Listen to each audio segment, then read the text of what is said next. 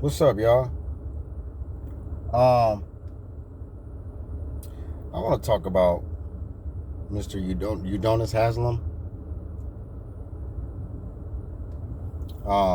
First of all, I want to give him his flowers,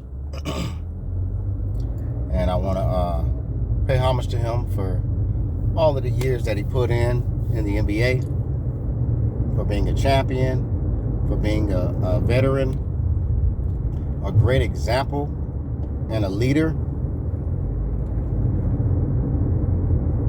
And just being someone who these young men who are in the league, who are on their first or second year, or even third year, being someone that they can reach out to and get some good advice from, get some wisdom from.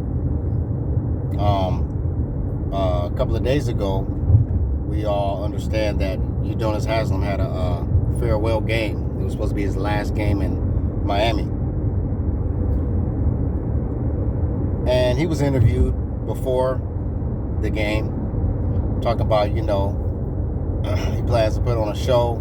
It's his last game, blah, blah, blah, blah, blah. And, I mean, he had everyone convinced. It was like we knew before the game started that he was going to have a big game. All because of the way he was talking. Now, prior to this game, this farewell last game that Udonis Haslem had, I never remembered Udonis Haslem as being a jump shooter, or yet alone a three-point shooter. But this man was doing all of the above in that game. Now, let's not get it twisted here. I'm very consciously aware that outside of the NBA court, he'd probably be giving a lot of mediocre regulars like us that good work on the basketball court. You know how y'all weirdos be thinking these days. So that means he could probably hit a three-point shot, hit a little, medium 18-footer, 16-footer, 14-footer, layups, and dunks. But it was very odd to me how Udonis Haslem was shooting the way he was shooting. And that's in his final game. He hadn't shot like that all season. He probably barely played all season. But for as long as I've seen Mr. Haslem play, I've never seen this man do what he did in his final game for the Miami Heat. Now, if Miami Heat is going to the playoffs, then that must have been his final game in the Miami Heat stadium, whatever that stadium is. But after watching that game, and it kept showing a particular lady. She was a sister, but she was light skinned. I'm assuming that was his wife. If that was his wife, even his wife was looking puzzled, like as if, what in the world is going on? Like as if she was worried and suspicious at the same time as to why and how her husband was having such a heck of a game in his final game when he's never done what he did. I got to look up what his career high is in scoring. But to just see this man just score at will, it was like, wait a minute, bro. Are you getting the magnet ball treatment? I've heard a lot of stories about the magnet ball treatment, but, I didn't know what to think of it. I mean, as much weird things I've seen in the NBA, I wouldn't put it past anything nowadays. But after seeing how Udonis Haslem performed, and it wasn't so much he was extra athletic. I'm not talking about his lift off the ground when he was shooting. His lob, he looked like an old man when he got that lob. I'm not even including that. I'm just talking about just the way he was just able to just, I mean, he was hitting consecutive shots. This man scored 13 points in the first quarter. Udonis Haslem. And he finished with like 24, 25 points or something like that.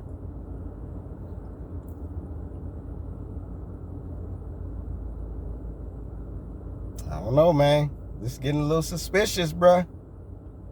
A little suspect.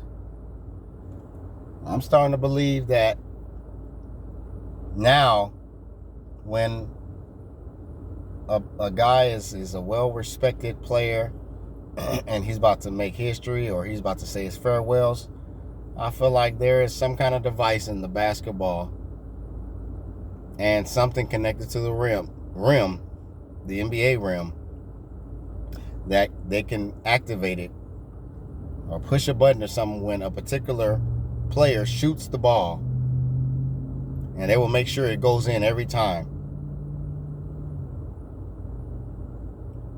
Now, that's just me just saying that, but I'm a believer, bro. It's after seeing that performance from Udonis Haslem, this is no knock on him.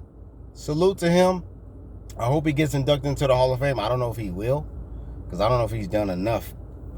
I don't know if he has enough personal, individual accolades to be able to get inducted into the Hall of Fame. But this man deserves any job he wants for the NBA. If he wants to be a coach, an assistant coach, whatever he wants to be. If he wants to be a sports analyst, commentator, whatever, I'm all for that.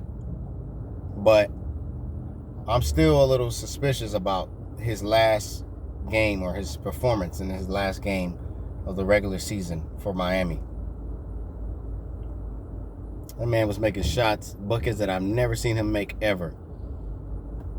And you mean to tell me on his last game, he's making threes, he's hitting 18-footers, 16-footers, turnaround fadeaway, hook shots. Like, come on, dog. What is going on? Dwayne Wade was there. Gabrielle Union was there.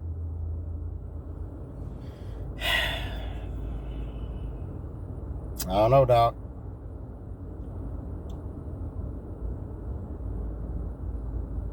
But somebody help me out, man. Is there really magnet ball treatment in the NBA? I hope I'm not tripping, because I'm seeing too many things that are just too coincidental now. It's like I don't want to start thinking all sports are just tainted. Because I grew up a football player, but I'm pretty nice on the basketball court. And I got a nice jumper. So I don't need no magnet ball treatment to hit buckets. When I get in a rhythm, I'm in a rhythm. So I know it's not hard to get in the rhythm if you're an NBA player. Because you practice a lot more, you shoot a lot more, and you're playing at a high level than anybody else that's not in the NBA. But at the same time, Udonis Haslem? No. I'm out, man. Y'all niggas tripping.